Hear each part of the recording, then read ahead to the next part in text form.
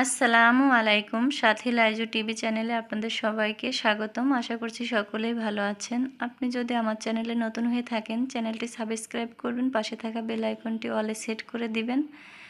আর যদি সাবস্ক্রাইব করে থাকেন, থ্যাংক ইউ সো মাচ।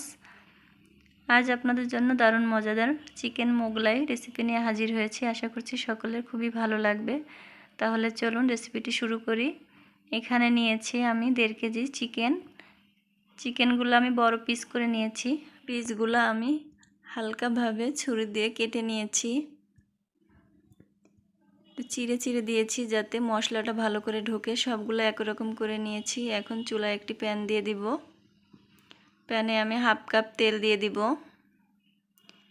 দিব। 7টি এলাচ, দিয়ে দিব 10-12টি ছোট টুকরো করা দারুচিনি, দিয়ে দিব একটি জয়ফলের 4 ভাগের 1 ভাগ, দিয়ে দিব একটি জয়ত্রী ফুলের অর্ধেক, দিয়ে দিব 5টি লবঙ্গ, দিয়ে দিব 1/2 চা চামচ গোলমরিচ, দিয়ে দিব 1/2 কাপ পেঁয়াজ কুচি, দিয়ে ভালো করে পেঁয়াজ বেরেস্তা করে নিব।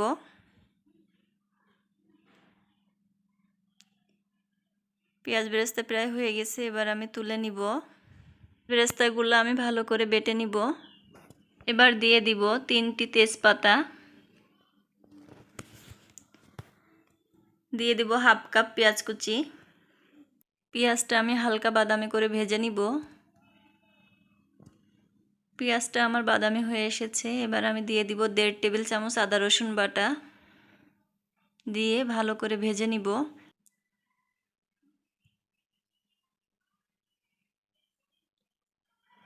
ভালো করে ভাজতে হবে যাতে আদা রসুনে কাঁচা গন্ধ চলে যায়। ভাজা হয়ে গেল, এবার আমি চিকেনগুলা দিয়ে দিব। চিকেনগুলা দিয়ে ভালো করে 5 মিনিট ভেজে নিব। উল্টিয়ে পাল্টিয়ে ভালো করে ভেজে নিব সবগুলা চিকেন আমার ভালো করে ভাজা হয়ে যায়। 5 মিনিট ধরে আমি এভাবে ভাজবো, নেড়ে চেড়ে ভেজে নিব।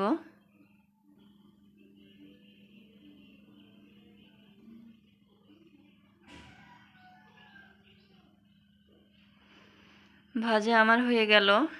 এবার আমি দিয়ে দিব 2 চা চামচ ধনিয়া গুঁড়া,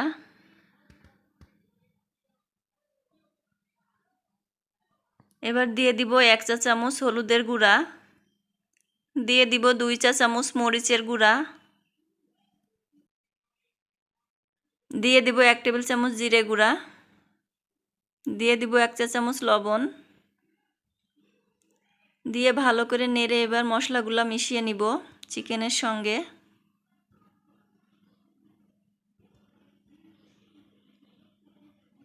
মশলাগুলো আমি মিশিয়ে নিলাম।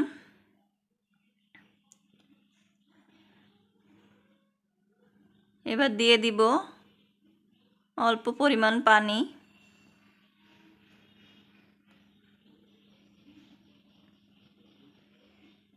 পানি দিয়ে আবারও নেড়ে মিশিয়ে নিব মশলাগুলা একসঙ্গে।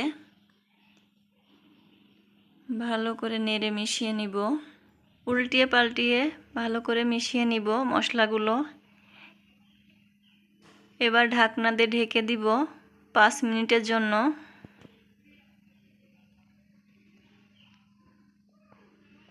5 মিনিট পর ঢাকনা সরিয়ে ভালো করে মাংসটা কষিয়ে নিব। মাংসটা আমি ভালো করে 5 মিনিট কষিয়ে নিব।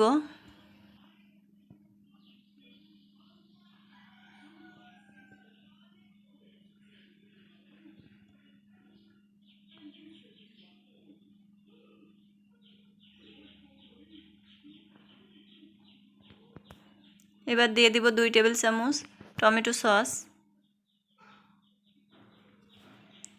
সস দিয়ে আবারও কষিয়ে নিব। 1 মিনিট মতো কষিয়ে নিব।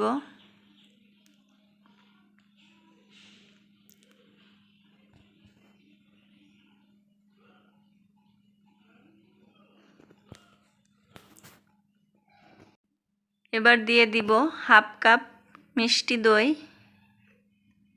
দিয়ে ভালো করে আবারও কষিয়ে নিব।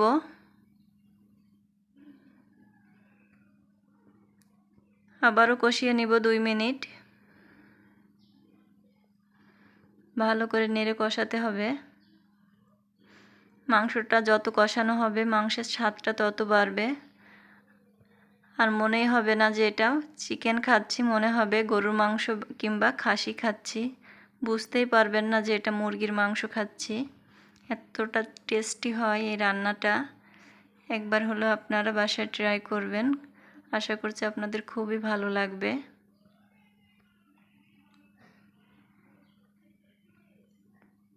এবার ভালো করে নেড়ে কষিয়ে নিব। কষিয়ে নিয়ে এবার দিয়ে দিব আগে থেকে বেটে রাখা সেই পেঁয়াজ বেরেস্তাটা। এবার ভালো করে মিশিয়ে নিব মাংসের সঙ্গে মশলাগুলো। মিশিয়ে আরও কিছুক্ষণ কষিয়ে নিব।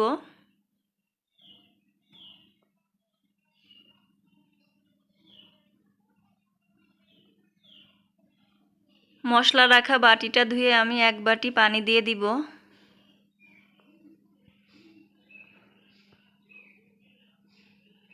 পানিটা দিয়ে দিলাম। এবার ভালো করে মশলাগুলো পানির সঙ্গে মিশিয়ে নিব। নেড়ে মিশিয়ে নিতে হবে। এবার দিয়ে দিব 5-6টি কাঁচা পাকা মরিচ মাথা ভেঙে দিয়েছি, যাতে ফ্লেভারটা মাংসে ভালো করে ঢুকে যায়। এবার নেড়ে আমি ঢাকনা দিয়ে ঢেকে রাখবো হাই হিটে 5 মিনিট।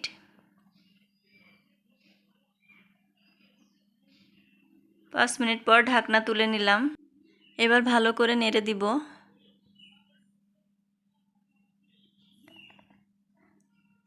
নেড়ে দিয়ে ঢাকনা দিয়ে ঢেকে দিব আবারও 15 মিনিটের জন্য।